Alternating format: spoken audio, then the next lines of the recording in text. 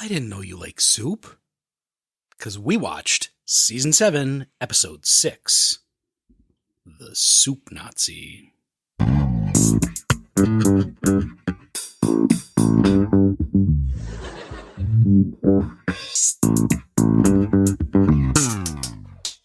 Are we going to get a special tag on our video on YouTube because we use the word Nazi within the first 30 seconds? Well, I don't see how we can avoid it, so let's see. So before the episode, I was just doing like a little bit of research on YouTube, where one does all their research. And you know how like when you start filling in your search thing, it'll like suggest videos? Yeah. The second I got to NA, it stopped suggesting things. That's probably a good thing. Well, You can't type NA anything? I typed soup space NA, no Nothing. recommendations. Huh. Because unfortunately the Nazis are at it again. Yeah. So Katie, Hello, Derek. did you like the soup Nazi? I would say it was a good crab bisque, but I didn't have any bread. What does that mean? I don't know. I liked it, but I also didn't like it. Oh, okay. You laughed some. I did. Did you like it? Yes. I will say that, so in my notes, I wrote bad, good, bad, great. So it took a long time to get going. Are you, while watching the episode, like writing down your rating for it? Like, No. what was that TV show where the main character was out for dinner and they were like, I've modernized the Meow tipping. Meow Beans? No, I've modernized tipping. And they like had, they placed an amount on the table and they were like, this is how much you're getting based off the service. And then like something started to go bad. So they started like taking the I money don't away. remember this. No, I haven't. I wrote that at the end. Oh, okay. Because I did laugh, but also at the beginning I wrote a lot of expose. Yeah. During the good parts, I was enthralled and I wasn't writing anything and I was enjoying myself. So while I was doing my research, I came across an interview with Andy Ackerman, who directed this episode. Mm-hmm. And he and Larry David were, after filming, were quite worried that this was going to be a very bad episode. They thought it was like a big turkey and would not be well received. Not a turkey chili at that. Apparently not. So this episode was written by Spike Feresten. Who's that? This is his first writing credit on Seinfeld. He was a writer, and he kind of pitched things to Larry and Jerry. He pitched things to Larry and Jerry, and none of them actually like stuck. Yeah. But then he was just telling them about this soup restaurant back in New York, and they were like, "That's an episode." Yeah. So do you think he wrote the whole thing, or did he write the soup Nazi stuff and somebody else kind of filled in the rest? Because George's storyline, really, and Jerry's whole schmoopy pact thing, and Elaine's wardrobe, I guess Elaine's wardrobe ties in with Kramer. So Spike Feresten did write the soup Nazi and wardrobe, and I assume I don't know for sure about the schmoopy, but I'm just kind of assuming the schmoopy since he wrote the rest of the episode. So he wrote the episode, is what you're saying. Yes. Okay. Those are the three storylines we have, right? Soup Nazi, wardrobe, schmoopy. How many times are we going to say Nazi in this episode? How many times are we going to say schmoopy in this episode? I hope that's the last. How do you write schmoopy? SCH.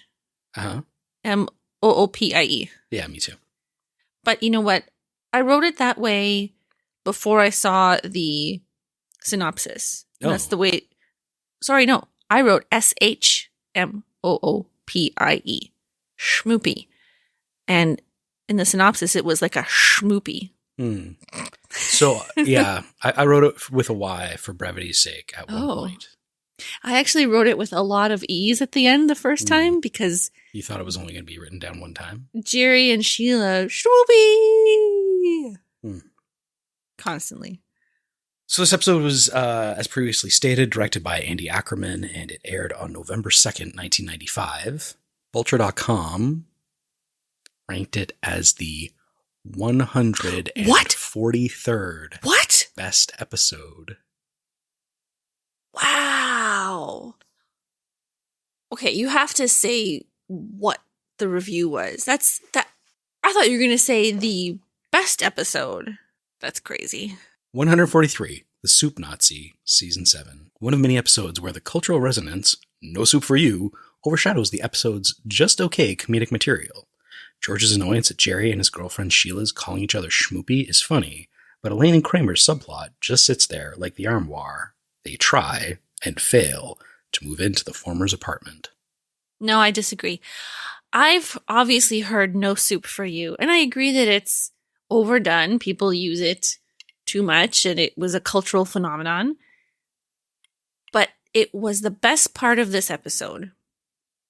The Soup Nazi, not the Soup Nazi, the actor that played the Soup Nazi and Jerry Seinfeld were in a 2012 Super Bowl ad making reference to this episode. Yeah.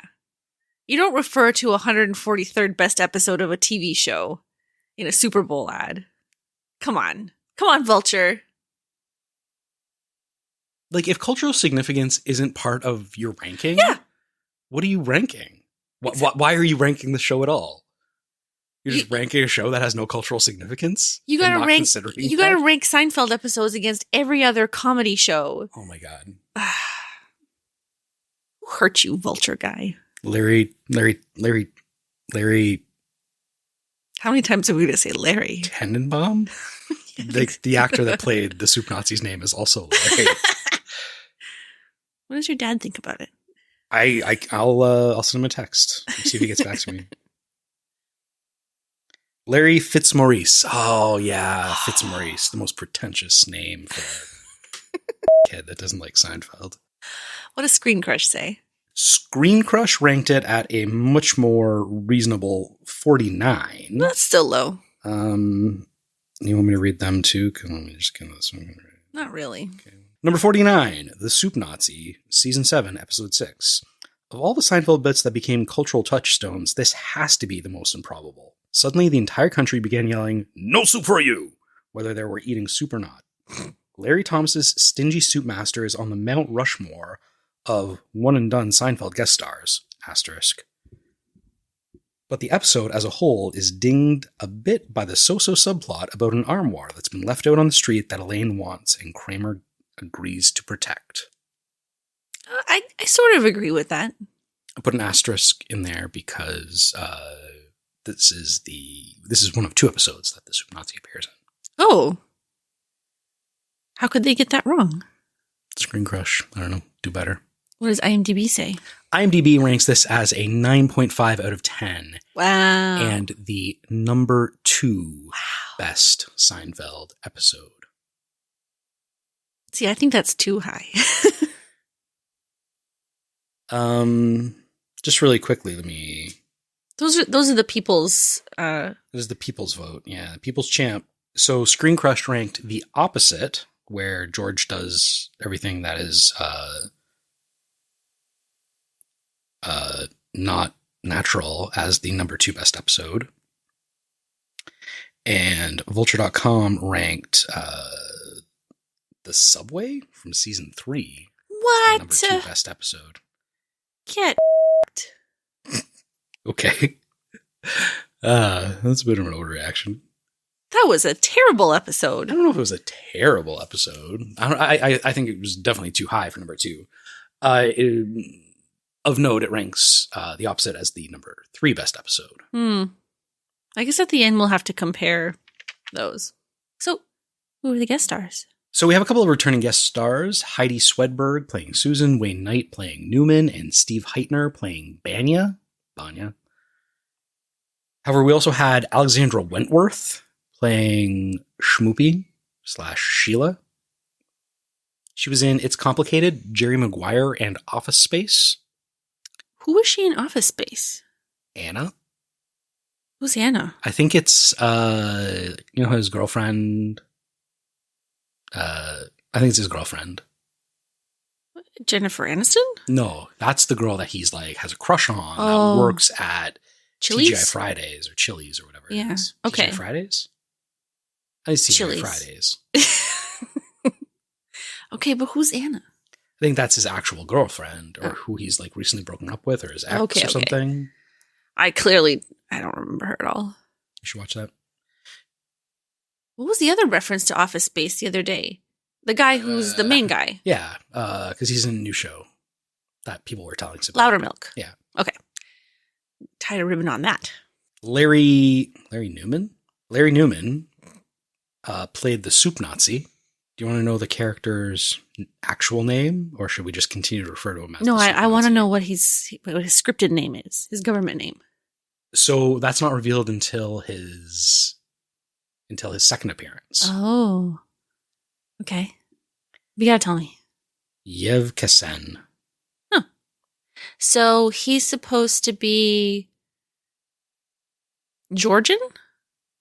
No, Middle Eastern. Oh. Okay. He looks kind of like Stalin. That's why I guessed. Interesting that you should say that he looks like Stalin, because Larry Newman was in Postal, where he played Osama bin Laden. He was in Austin Powers, where he played a casino dealer, and he was in Arrested Development, where he played Saddam Hussein. He's just got that dictator face. He's got a big dictator face. BDF. Got that BDF, baby. And so Larry Newman was cast in the role, and it said Persian guy, and he'd never really done like a Middle Eastern accent. And so he put on tapes of Lawrence of Arabia and did his impression of Omar Sharif. Oh, now that you say that, I can picture him in Austin Powers. Like this. He has I like a very to live iconic dangerously. face. I actually was surprised that, like, if you go through his IMDb page, he started working in 1980, and he's still working today. Wow. So when I came downstairs, you were watching a YouTube video featuring him, and he looked so young. Like, I was expecting him to be ancient by now. Like, I don't know when that was from. Yeah, sure. But I guess the mustache ages him. Like, he could have been 20 at the time. But I wouldn't think that Larry Newman looks that good now. He looks great. How old is he? It's Larry Thomas, not Larry Newman. I don't know why I wrote down Newman. Apparently Larry Newman is an American balloonist. Larry Thomas. The second... that was weird. I don't know what happened there. Wait a minute. Wait. Stop and back up. Is Larry Newman a person who makes balloon animals, or does he fly hot air balloons? He flew hot air balloons. Okay. He died in... Oh, a hot air balloon? Now we gotta go into this. Hang on. Oh, God. No. If you go to his Wikipedia page, if you go to Larry Newman's Wikipedia page, just so we're clear, and you go to the life section, the very last sentence is... Newman suffered multiple injuries in a skydiving accident when colliding with another parachutist on approach to the landing area. He broke multiple bones and nearly lost his eyesight. But that was in 1997, and he died in 2010. So oldness? Okay. I was thinking that he died in a skydiving accident. Crashing into another skydiver is the stupidest way to die skydiving. Yeah. There's a lot of space up there. So Lawrence Tomashov, professionally known as Larry Thomas, was born in 1956 or 1957. In Poland? In New York City. You just say New York. All right. Do you want to know what his website is? Yes. RealSoupNazi.com. Ah, amazing. So let's throw it back to last week when I asked you if you remembered this episode. So there's a new soup place in the neighborhood, and he requires you to order in a certain way. And if you don't get any soup. Mm-hmm. And he screams out his famous catchphrase, "You don't get any soup." And? I nailed it. He's a singer now.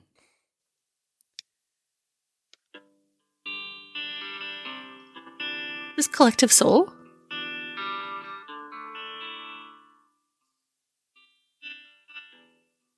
Did he become the singer of Collective Soul? Oh.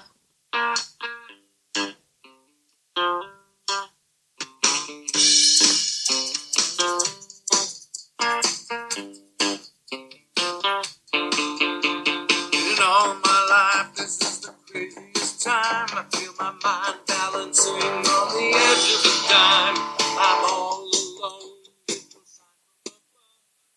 My heart is cut off from the ones that I love. Let's, for mercy's sake, stop there.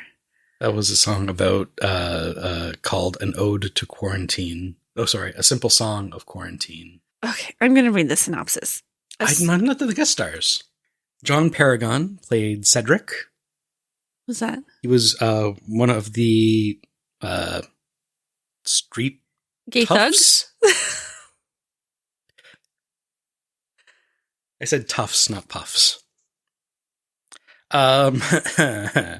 He was in Pee-wee's Playhouse, UHF, and Elvira, Mistress of the Dark. Oh. Yul Vasquez played Bob, the other street tough. Uh-huh. He was in Severance, Russian Doll, and Godfather of Harlem. Which one was he? He was Bob. Which street tough? Yul Vasquez was the one that With the slick back hair? the slick back hair that got Okay. in Kramer's face. Okay. And John Paragon was the other one. Okay. Are you done now? Yeah, we're 20 minutes in. We got to get moving. I'll read the synopsis. A soup stand owner's strict ordering rules cause chaos for the gang. Jerry and his girlfriend call each other Schmoopy, SCH. Elaine's armoire gets stolen. Mm. That happens. I don't even know where to start. We've talked so much about this episode, and it has not even begun. Soup is disgusting. This is you talking? No, it's Jerry's opening stand-up is about how gross soup is, and it looks like somebody already ate it before they put it down in front of you. It's for the lazy eater. Mm-hmm. You get the IV bag. IV bag. Have you heard that if you get an IV bag, you can taste it? Through your arm? Yeah. Why? They did a study, and they realized that it was getting into your blood. Yeah. And then That's where it's supposed to go. Yeah. And then the blood was going to your lungs to get oxygen and stuff. Yes. And it was transferring out some Oh. Atoms with the carbon atoms dioxide. and whatever. And that would go up your throat. And You taste it. Oh. So you could have a tomato bisque You could, yeah. IV bag. Not chunky soup though. If you had a big enough needle. You'd have to go with the anal option. Jay's going blue tonight. So the episode opens with Jerry and a woman standing there hugging each other. Mm-hmm. As George is talking, he's looking up the movie times, and then the kiss. Schmoopy! No, you're schmoopy. Yeah, this is all pretty gross. I just wrote barf noises. Mm. Yeah, super gross. Also, Sheila has a very tubular head. She was kind of weird looking, huh? She was super weird looking. And later when they're in the restaurant and they're in the booth and George and Susan come, she sits there with her mouth open. Mm. She looks like a cartoon fish bulb. Mm-hmm. Mm-hmm. Her neck is the same width as her head. Yeah, she's no shade, but she's a weird looking lady. So one thing that I thought was really weird is just before Jerry leaves, he goes into his kitchen, opens the kitchen drawer, and takes out his keys and wallet. In a drawer in the kitchen? Yeah. That is weird. Although, well, He doesn't really have a thing there to put it. he has a plinth by the Is door. there a plinth? I've mentioned the plinth before. This blue. I distinctly remember you mentioning the plinth because I'm 1,000% certain that for the first time in my 41 years of life, I've heard the word plinth from you out of your mouth on this podcast, and I'd never ever heard it before. I mean, I don't have the opportunity to say it a lot, but now I've said it 3 times. Plinth. He could put his keys on the plinth. Yeah. Was there a plinth in this episode? I didn't look for it. Maybe it was the plinth shop being replaced. So he needed to put them in the drawer. So, okay, they're going to go to a movie. They're going to get some soup first. She doesn't want to go get soup. They go to get soup. Anyway, we get the whole exposition from Jerry about why there's a soup place and why they're going there, which I thought was poorly written, and that was part of the bad of this episode. Well, then they get there. George is saying, you move to the right. You hold out your money. You speak loudly. You move to the left. Which apparently was the real instructions for this place. Yeah. Later on, you get a good look at the sign. It says, single file only, have your cash ready, know your soup. Good advice for life. Everything, yeah. Yeah. So we get a little cameo by Banya. I didn't know you like soup. Hard to believe. And Jerry's not going to let him butt in. It's a good line. Yeah. So Elaine was with them, but on her way to the soup stand, she sees an armoire. Right. With a very beautiful inlay. Mm-hmm. Technically, it's not an inlay. There's nothing inlaid into the wood. It's an carved. No, it's carved and painted. There's no inlay. Okay. Inlay would be like stone or enamel or something in those holes. Do you think Jerry really didn't know the word armoire? She's like, it's French, and then like that. And then she says it not the way you would say it in French. So this is Jerry and George's first time, but they've received instructions from Kramer, right? No, Jerry says that he went with Kramer already. Okay. So this is George's first time. Yes. But he screws it up because there's no bread. Yes. Would you expect free bread if you bought soup from like a fast service takeaway place? So this was inspired by the real life experience at Soup Kitchen International, where you'd go in and you'd order soup, and sometimes it would come with bread, and sometimes it wouldn't, and sometimes it would come with a little strawberry dessert candy thing, and sometimes it wouldn't, and like there was no explanation, there was no like change in price. It was just like sometimes you got stuff and sometimes you didn't. It wasn't based off like if you were bad in line, you didn't get stuff, and you were good in line, you didn't get stuff. I think. Did it depend on what kind of soup you got? So I could see that. I could see like chili being a more expensive soup. I guess not more expensive than lobster bisque. I don't think it's the price. I think it's the soup itself. Like I don't think chili needs bread, but a bisque might need a little bit of bread for dipping. But I'm thinking from a economical standpoint. Sure. You're like, oh, you're going to get like, there's more substance to a chili, so it's a more expensive soup to produce. So if you want bread on top of that, you have to pay more. Whereas a runnier soup, say a pea soup or a consomme. Oh, sorry, a what? Consomme. But lobster bisque is more expensive to produce, even though it's runnier soup. I retracted exactly what I said just before I said it. And then I explained what I was about to say. If you took everything that I said, rearranged the order, then I would have already explained that. So then Jerry's back at the apartment eating the soup, and George is standing there watching him, and Jerry's like maniacal, spooning it in his mouth. His eyes are wide. Why can't we share? I told you procedure, you broke the rules. This is what comes from living under a Nazi regime. He's not a Nazi. He just happens to be a little eccentric. Most geniuses are. So Elaine gets this thing to her apartment. The landlord won't let her move it on Sunday. And so it's sitting on the street. She hires Kramer to come watch it. He just walks into Jerry's apartment, picks up a couch cushion, goes, yeah. Walks out. After being confronted and obviously having a ridiculous reason for needing this pillow, I'm surprised that they let him still take it. Yeah. So she's very thankful. She's like, what can I get you? Oh, a hot bowl of mulligatawny would hit the spot. It's an Indian soup. Have you ever heard of mulligatawny? I've heard of it, and I've never had it. Outside of this episode? Yeah. Okay. Okay. The name is a Tamil word. Milagu, black pepper, and tani, water. Pepper water. Aren't Tamil Sri Lankan? Yeah.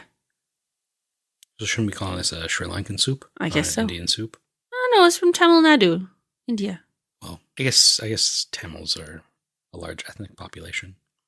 Chicken or mutton, fried onion, and spices. More complex versions call for a score of ingredients. So it's just whatever. Okay. Oh, Alfred mentions that mulligatawny is Batman's favorite soup in Batman 701. Okie dokie. So Elaine goes to get him the mulligatawny, and George is in line. He's going to try again. They immediately start complaining about Sheila. I like this part. And Elaine says, we should say something. Mm-hmm. I just like that to be pointed out that Elaine is the one that plants this seed in George's head to say something. Because later, as George is saying something, she gathers her things and quietly walks out the door. So do you know who came up with that Elaine should do that? Julia Louis-Dreyfus? Julia Louis-Dreyfus. So they're getting close to the door, and he's like, shh, I'm shifting into soup mode. Mm-hmm. I've seen that meme, and now I know what it means. Mm. And the soup Nazi says, you're pushing your luck, little man. Mm-hmm. Got the bread. Very good. So I wrote down at this point, did Elaine hit her head? I'm pretty sure I'm going to be leaving there with a bowl of soup, is what she said to George in line. She's acting out of character in this episode. Out of character in this episode or in the scene? I don't know. Throughout the episode, I feel like she was not quite Elaine. Yeah. I think her, noping out of the apartment when George is confronting Jerry, spot on. Mm-hmm. I was going to tell you that the listeners can't see the okay hands gesture you just made when you did that. Or that one. But her attitude in the soup restaurant is, I know it's for comedic effect, but I feel like Elaine is a bit of a rule follower, and she wouldn't walk in there and go on the counter and talk about lima beans and kind of spit over the counter into the soup. And it's just, I don't think she spit over the counter. She was just ugh. She's talking with her head hanging forward over the counter. Anyway, I just thought that it was a little much. I guess that's why she was banned for a year. In the DVD extras for season 7, Julia Louis-Dreyfus is interviewed, and she's like, to this day, I still have not seen Scent of a Woman. So Jerry said go like this, ooh-ah, ooh-ah. So she was doing an impression of Jerry doing an impression of Al Pacino. I respect that. So Jerry and Schmoopy go back to the soup place, and they're making out in line, and Soup Nazi's getting testy. So you can't kiss in my restaurant? And she's like, I can kiss whoever I want, wherever I want. Mm-hmm. Gets thrown out. No soup for her. Come on, Jerry. Do I know you? Beautiful hand gesture. Brilliant line. And later he goes, it was a bisque. The way I see it, it's easier to fix things up with Sheila than it is with a soup Nazi. Yeah. Elaine says, George has become much more normal than you. To Jerry. I don't think George has ever thought he's better than anybody ever. And then when George comes up to the apartment, he walks in and there's silence. He goes, what's going on here? Were you just talking about me? It was very good. It was very Larry David. I feel like George was very Larry David in this episode. like the scene where George is sick of Sheila and Jerry sitting in the booth, and he's there with Susan. Yeah. And he's like, I'm gonna cram your own medicine down your throat and hope you love the f***ing taste. Like that was so Larry David. Oh, Schmoopy. Oh, my Schmoopy. But then later he gets his comeuppance because now he's Baby Bluey. Baby Bluey. And I'm your Kiki. You love your little Kiki, don't you? Yeah, I guess George gets his comeuppance, doesn't he? How's he get out of this one? See, people don't understand you. You suffer for your soup. You demand perfection. Your customers. One of whom is Anna Gasteyer. One of whom is Anna Gasteyer. I didn't really include her because she hadn't really done much up to this point. She wasn't really in this episode, but there she was. She does have a line. Before we get to the very end, in Elaine's house, so Kramer has come to the restaurant. He's telling the sob story about his friend and her armoire, and the soup Nazi says, "Come get my armoire. It's just sitting in my basement." Mm-hmm. So Kramer gets the armoire to Elaine. She loves it. A great get out happens, and she pushes Kramer into her kitchen through the door. One of those double swingy doors? Yeah. Like, are you going back and forth in your own home so much that you need a double swingy door on your kitchen? With your hands full, you know? I don't know. I think I've only ever seen them in sitcoms, and they've only ever had comedic consequences. Yes. I'm thinking of Les Frères Heureux. Yes. But I noticed next to the armoire, Elaine, maybe it's an antique, but she has a rack with spools of thread in different colors on the wall. And another thing in her apartment was a birdhouse lamp. Some really questionable stuff. She's a modern woman with interesting hobbies. But in the armoire are the recipes.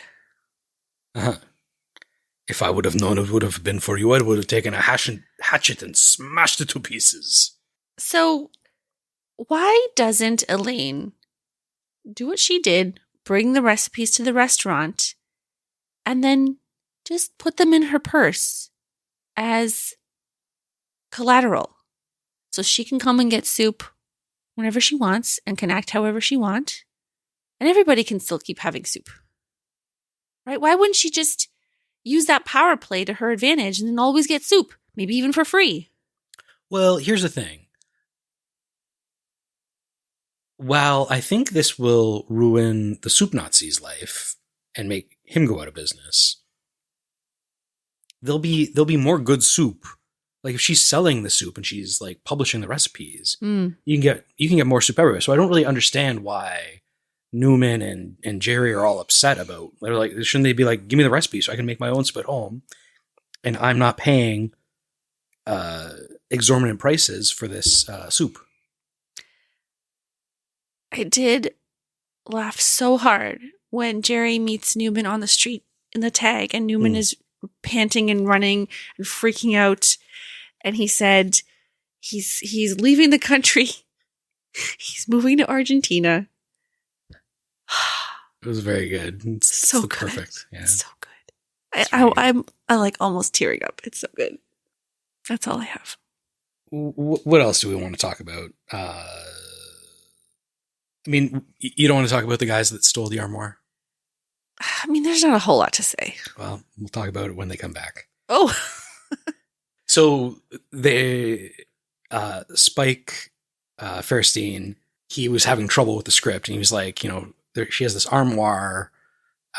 It's out on the street, and they couldn't figure out why anybody would steal an armoire. And then they're like, well, if they were like gay guys, they'd steal the armoire. I really liked there's some truth to every joke. What about that joke I told you about the Bavarian cream pie? The guy's sick. He flies all the way to Bavaria. He doesn't have any. And he says, I'll just have some coffee. There's no truth in that. You did laugh at that.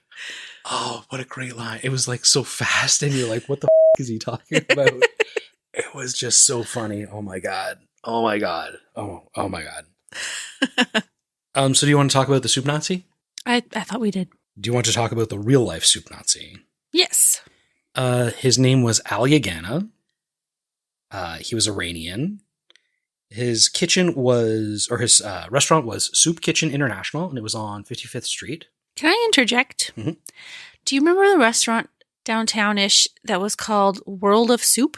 I remember the sign. I never ate there. Neither did I. I don't think many people did. But it had like an older guy on the street sign. Maybe he was trying to trade off Soup Nazi infamy. Like, hey, that guy has a mustache. Maybe it'll be great soup. So, do you know what happened after this episode aired? What? Allegheny franchised the original Soup Man. Uh-huh. However, he's very against any reference to this. To this day, he will throw you out. To make any reference to the show, a one-liner quote, or a nickname, they're all forbidden. Worth it. During while the writers were writing season 8, Jerry suggested, like, oh, let's go down to Soup Kitchen International. And Spike says to him, that's a really bad idea. And Jerry says, why? I made him famous. And Spike says, he doesn't see it that way. He thinks you ruined his life. So Jerry, like, convinces all the writers to go down there. They go. And apparently Al, like, sees Jerry, does, like, a triple take. Mm-hmm. Says, you asshole, you ruined my life. Blah, blah, blah, blah. Get out of here. And then Jerry gives what Spike describes as the most sarcastic apology I have ever seen anyone give in my life. To which Allegheny just yelled, no soup for you. It's almost too good to be true. So Allegheny did franchise his restaurant into... World of Soup? No. Oh. The original Soup Man was the name of the restaurant. Original. There's a famous interview of him on CNN where the anchor is like, oh, no soup, like, makes a bunch of reference, like, do you remember the eccentric chef from that Seinfeld episode? And they, like, go to him with his business partner, and he is visibly annoyed and does not want to engage. Is like, it's almost like a bit how angry he is about this fame that he has received. Unfortunately, the original Soup Man went bankrupt in 2017 because the CFO was indicted for income tax evasion. I say avoision. And so it closed down, and then the original location on 55th Street reopened under the name Original Soup Kitchen, where Allegheny is not involved with the day-to-day operations, but still does provide the recipe for the soups. Huh. And many of the cast and writers had eaten at this restaurant before this episode became a thing. So they like knew it. It's in New York, so they had a franchise in LA? Well, no, it was like from working in New York. Oh, I see. It was down the street from one of the late night shows. And Wayne Knight lived across the street from it. So I have some corrections. Yeah. My first correction is about the New York City Marathon. Uh-huh. You said you wondered why Jean-Paul could run the marathon when he hadn't run a major race. You had to qualify for it? I was wrong on that? Well, there are 8 ways you can qualify for the New York City Marathon. What was that? You did like a sitting cartwheel. I'm pretty fantastic. So there's a draw. You can just enter a draw. Oh, okay, yeah. When you said that, I thought you meant a tie. Typically more than 100,000 runners enter the draw and only about 5% are chosen. You can run with the New York Roadrunners team for kids. Each runner who picks this choice must raise at least $2,600 for teams for kids. That doesn't seem like that much money. Yeah, so you raise money for charity in a run and then you can get in.